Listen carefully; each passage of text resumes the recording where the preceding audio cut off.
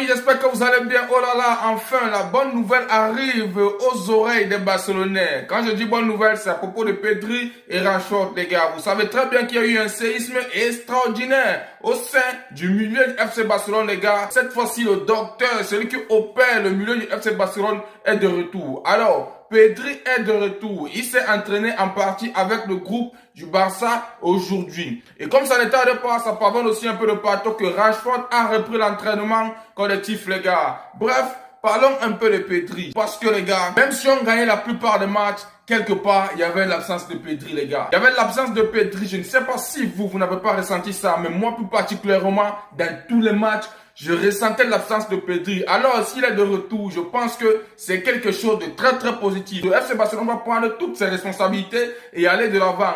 Vu qu'il y aura un milieu de terrain très bien sophistiqué. Alors, je redis et je veux encore, ceux qui sont en termes de défense là, puissent prendre leurs responsabilités et de mettre leur système en place pour que la défense du FC Barcelone puisse être au top. Et du côté de Rashford, on tient très bien à préciser que le FC Barcelone souhaite conserver Marcus Rashford au-delà de cette saison et prévoit de négocier afin de réduire l'option d'achat fixée à 30 millions d'euros. De son côté, Manchester United FC insiste pour revoir l'intégralité du montant fixé, soit 30 millions d'euros. Le salaire du joueur sera également un sujet de discussion dans les prochains mois. Alors, moi plus particulièrement, je suis d'abord fier parce que il y a un petit discours entre Manchester et FC Barcelone. Moi, je sollicite encore que le FC Barcelone doit profiter de ça pour que Rashford puisse rester, les gars. Vu que même Rashford veut rester au FC Barcelone et que nous, on a besoin de lui, nous, on n'a pas besoin qu'il bouge. Le match qu'on a eu la dernière fois, quand il n'y avait pas Rashford, pas de Rafinha, pas de Pedri, on a ressenti l'absence de ces trois-là. Malgré que l'absence majeure était Pedri,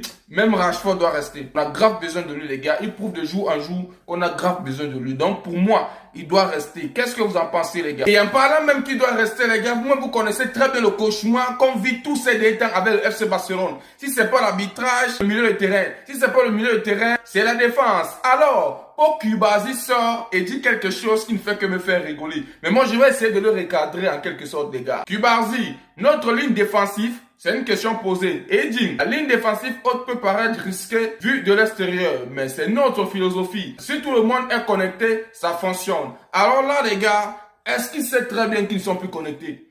Est-ce qu'ils savent très bien que leur philosophie là ne marche plus? Est-ce qu'ils savent très bien que c'était avant que tout cela fonctionnait? Aujourd'hui, ils doivent essayer de changer pour que ça fonctionne. C'est à l'époque que ça donnait pour Cubarsí. D'ailleurs, qui t'a même dit que tu es un grand défenseur? Toi, je sors même d'où avec tes mots là. Après, tu arrives au FC Barcelone, tu te permets de faire du dit n'importe quoi. C'est à l'époque que ça fonctionnait. Actuellement là, il faut changer. Donc de grâce, il faut revoir la défense.